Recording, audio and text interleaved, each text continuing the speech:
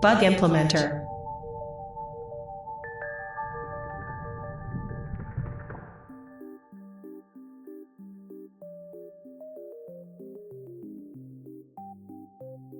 Before we start, I want to share something important. This method you're about to learn is exactly how I learned to code. Everyone explains the concepts, but nobody shows how to actually train your brain and fingers to write code on your own.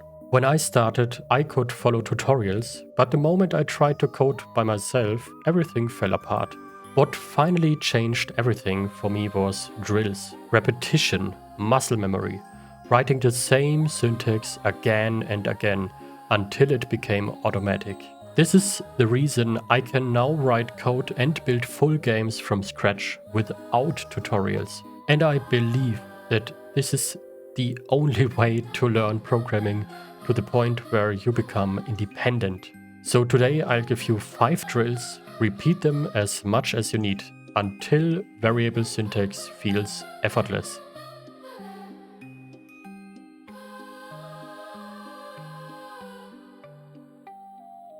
If you see a warning or an error, fix it yourself. No errors allowed. Before you start this exercise, you just create a scene with the type node, attach a script to it, and save it. That's it. When you save the scene, I want you to type in this reference. Just type it exactly as it is right here. We will use this reference for all of our drills.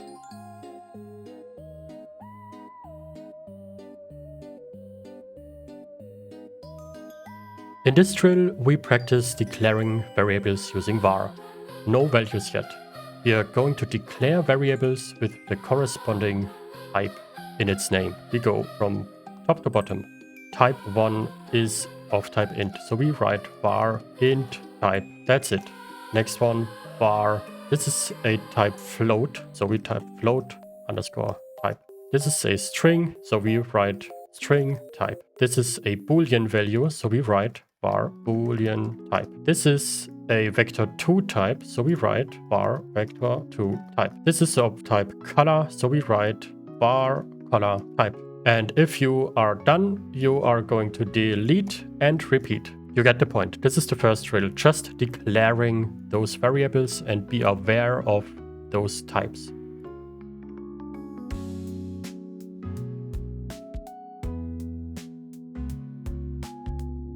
In the second drill, we are going to do basically the same thing, but now we initialize each variable we create or declare with an initial value. So something like this. Var int type equals initializing it with the number. Var float type, we need to initialize it with a floating point value. Now string type, and we put a string in it. This is a string. Var boolean type. You can either set it to true or false. Var vector2 type, and we set it to a vector 2 of 2 and 2, for example. X value, Y value.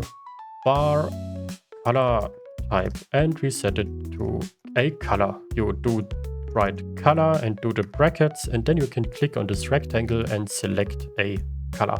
If you are done with this, you delete and repeat. And you do it as often as you need it.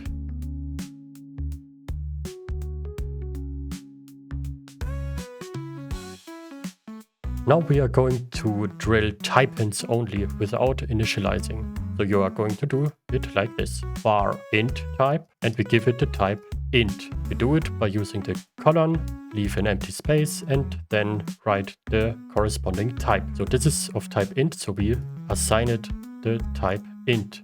Now let's do it with float. Var float type, and give it the type float. Var string type, and give it the type string. Var boolean type, and give it the type bool. Var vector2 type, and give it the type vector2. Var color type, and give it the color type. If you are done, you delete and repeat as often as you need. Be aware, this starts with a lowercase, lowercase, uppercase, lowercase, uppercase, uppercase. You need to know how to specify those types. These are the most common types you will encounter in this engine. Now we are going to combine drill 2 and 3 into one full line. Something like this. Var int type of type int and give it a int value. Var float type is of type float and we give it a floating point value. Var string type, give it the type string and initialize it with a string value. Now boolean type, give it the type bool and initialize it with true or false. Now var vector to type, give it a type of vector 2 and set its initial value to a vector 2 of 2 and 3 or whatever. Var color type, you give it type of color and you initialize it with a color of your choice. If you are done, you delete and repeat.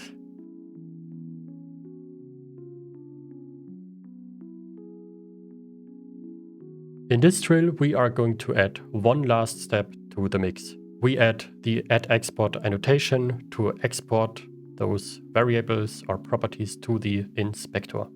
Something like this. Var int type, give it type int, set it to an initial value of an int value like 102.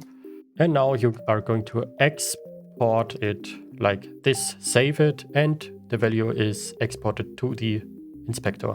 You can then even change the value and reset it to its initial value we specified in the code. Let's do it for the other ones too. Var float type, give it a type of float, set it to a floating point number and use the add export annotation and save it to export it to the inspector. You can now change this value to whatever you want and reset it using this reset button. And as you can see, those values look like normal properties now without the description. We can do this later, but for now you see the property float type we created is of type float and its initial value is 23.56. This property of process priority is of type int and its initial value is 0. So this is what we can do. Very powerful. Now the next one. Var string type, give it a type string, set it to a string of text and now export it using the export annotation. Save it and you get the value right here. And you can even change it to another text and reset it to the initial text. Now we are going to use var bool boolean type, give it the type bool, set it to an initial value, use the add export annotation, save it, and you can see for boolean values we get a little checkbox that we can click on. So this property is boolean, called boolean type, and it is of type bool and the initial value is true. Now we do vector 2, vector 2 type, give it a type of vector 2 and set its initial value to vector to whatever you want. And now we are going to export it to the inspector. And for the vector 2 type, you get the x and the y values. You can change them to whatever you like and reset them to its initial starting value we specified right here. Now the last one, var color type, set it to type color and make it a default color of, let's say, this color, black. And the last step is to export this to the inspector. We now can even, we get a color selector like this, and we now can even specify our colors inside of the editor. Can reset it to its default value every time by clicking this little arrow.